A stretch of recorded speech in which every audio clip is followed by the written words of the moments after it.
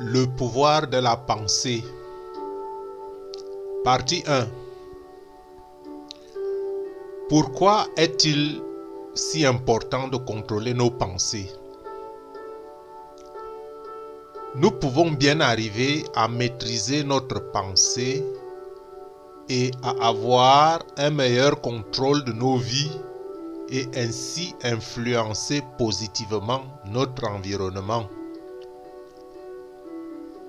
Nos pensées sont particulièrement importantes et puissantes, d'une si grande importance, si bien que certaines études ont conclu que vous devenez ce que vous pensez.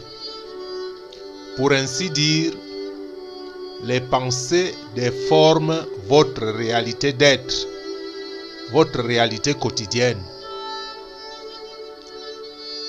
La pensée est un point focal important de notre existence. Nous pensons constamment sans en avoir quelque chose à faire activement à ce sujet. La pensée vient des fois instantanément, sans que nous ne puissions rien faire. Des milliers de pensées traversent nos têtes chaque jour parce que la pensée se rend, comme je le disais, indépendante. Ce que beaucoup ne savent cependant pas, c'est le pouvoir et la puissance qui se cachent derrière leurs propres pensées.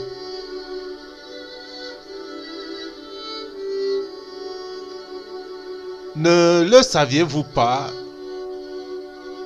que les pensées affectent nos rêves dans le sommeil?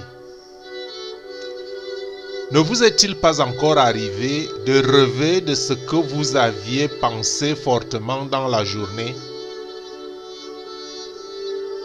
Malheureusement, la plupart d'entre nous sont piégés par la mauvaise pensée. Plutôt que de concentrer toute notre conscience sur les choses positives et la vérité de Dieu, qui est la pensée positive la plus élevée, la pensée suprême, beaucoup donnent libre cours à leurs bas instincts, sans pouvoir y faire quelque chose. Bon, alors, avec cette vidéo, nous allons apprendre dans la parole de Dieu les dangers des pensées empoisonnées et comment vous pourrez les remplacer par la vérité de Dieu, qui est la vérité absolue, comme je l'ai déjà dit, et c'est ce que j'appelle ici l'éveil de la prise de conscience de la vie, ou mieux encore, la désintoxication de l'âme. Il est important de prendre conscience que les pensées négatives affectent de manière empoisonnée votre vie et la relation avec vos semblables. Parce que la vie en elle-même déjà a aussi pour tâche de refléter ce que nous croyons fermement dans nos pensées. La vie reflète des fois ce qui nous tient à cœur. La plus haute forme de la pensée est la pensée divine. Comme je l'ai déjà dit, il a créé l'univers avec amour. Et voilà justement une des raisons pour lesquelles il est si important d'aimer. Parce que l'amour est le plus grand attribut. Je ne parle pas de cet amour qui rend seulement ce que les autres vous donnent.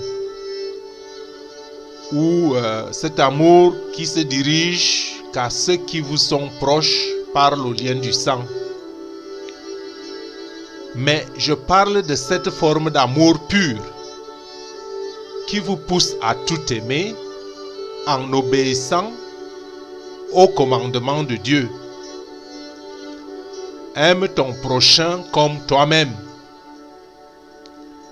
C'est la forme, et c'est cela la forme de la plus haute pensée positive.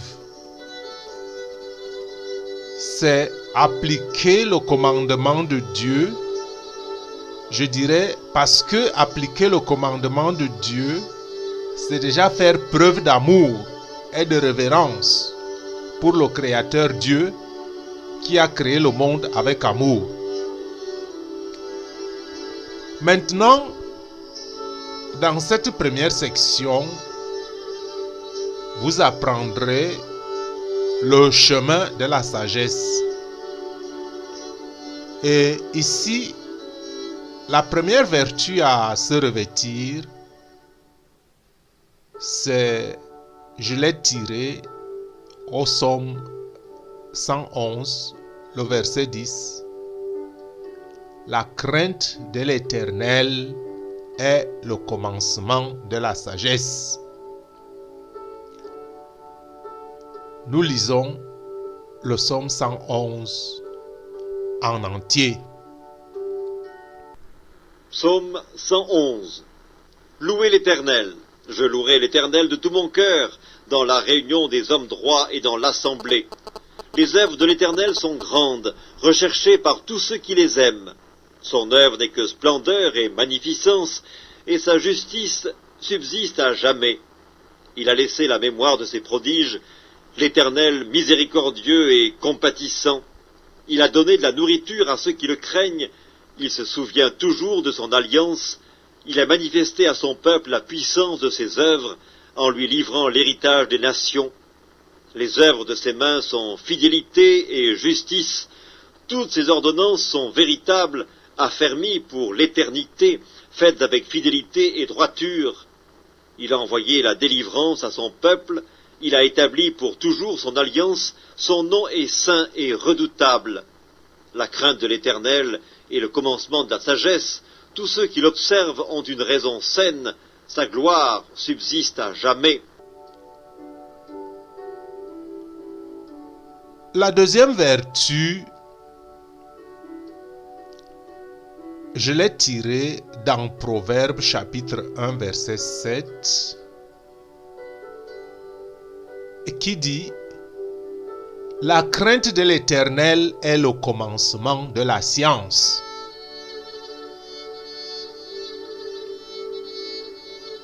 Écoutons maintenant Proverbe 1 en entier. Livre des Proverbes, chapitre 1er.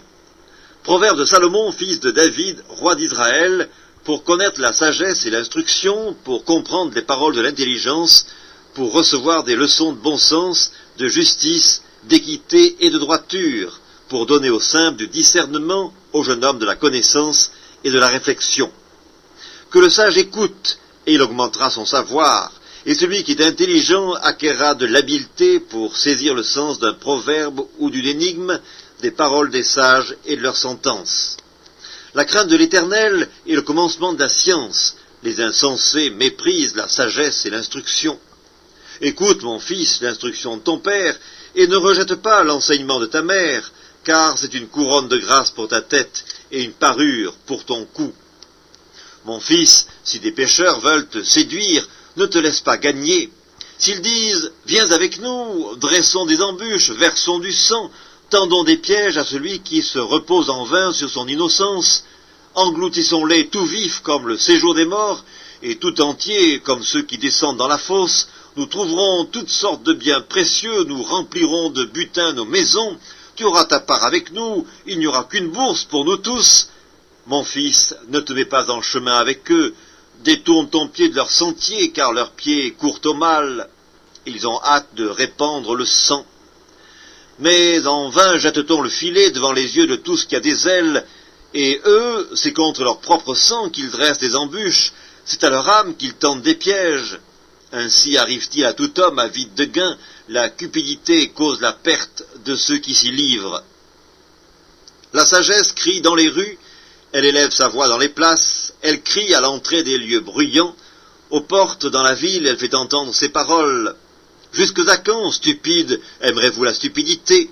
Jusque à quand les moqueurs se plairont-ils à la moquerie et les insensés haïront-ils la science? Tournez-vous pour écouter mes réprimandes. Voici, je répandrai sur vous mon esprit et je vous ferai connaître mes paroles. Puisque j'appelle et que vous résistez, puisque j'étends ma main et que personne n'y prend garde, puisque vous rejetez tous mes conseils et que vous n'aimez pas mes réprimandes, moi aussi je rirai quand vous serez dans le malheur, je me moquerai quand la terreur vous saisira comme une tempête, et que le malheur vous enveloppera comme un tourbillon, quand la détresse et l'angoisse fondront sur vous. Alors ils m'appelleront et je ne répondrai pas, ils me chercheront et ils ne me trouveront pas, parce qu'ils ont haï la science et qu'ils n'ont pas choisi la crainte de l'Éternel, parce qu'ils n'ont point aimé mes conseils et qu'ils ont dédaigné toutes mes réprimandes, ils se nourriront du fruit de leur voix et ils se rassadieront de leurs propres conseils, car la résistance des stupides les tue et la sécurité des insensés les perd. Mais celui qui m'écoute reposera avec assurance, il vivra tranquille et sans craindre aucun mal. La troisième vertu, la vertu des saints, comme les deux premiers, je l'ai tirée en Proverbe 9, le verset 10, qui dit: le commencement de la sagesse, c'est la crainte de l'Éternel, et la science des saints, c'est l'intelligence. Écoutons maintenant le Proverbe 9 en totalité. Livre des Proverbes, chapitre 9. La sagesse a bâti sa maison, elle a taillé 7 colonnes. Elle a égorgé ses victimes, mêlé son vin et dressé sa table. Elle a envoyé ses servantes, elle crie sur le sommet des hauteurs de la ville, « Que celui qui est stupide entre ici !» Elle dit à ceux qui sont dépourvus de sens, « Venez, mangez de mon pain et buvez du vin que j'ai mêlé. Quittez la stupidité, vous vivrez, et marchez dans la voie de l'intelligence. » Celui qui reprend le moqueur s'attire le dédain, et celui qui corrige le méchant reçoit un outrage. Ne reprends pas le moqueur de crainte qu'il ne te haïsse, reprends le sage, et il t'aimera. Donne au sage, et il deviendra plus sage. Instruis le juste, et il augmentera son savoir. Le commencement de la sagesse, c'est la crainte de l'Éternel, et la science des saints, c'est l'intelligence. C'est par moi que tes jours se multiplieront et que les années de ta vie s'augmenteront. Si tu es sage pour toi. Si tu es moqueur, tu emporteras seul la peine. La folie est une femme bruyante, stupide, et ne sachant rien. Elle s'assied à l'entrée de sa maison, sur un siège, dans les hauteurs de la ville, pour crier aux passants qui vont droit leur chemin, « Que celui qui est stupide entre ici !» Elle dit à celui qui est dépourvu de sens, « Les eaux dérobées sont douces et le pain du mystère est agréable. » Et il ne sait pas que là sont les morts et que ses invités sont dans les vallées du séjour des morts. Dans ma prochaine vidéo sur la série sur les pensées, ce sera la partie 2. Nous apprendrons concrètement comment combattre les pensées négatives. En attendant, si vous avez aimé cette vidéo, vous pouvez la partager par le lien. Vous pouvez aussi l'évaluer avec un pouce en haut. Si cela vous a plu. Et si vous ne voulez pas rater la prochaine vidéo, abonnez-vous à notre chaîne. Que Dieu vous bénisse.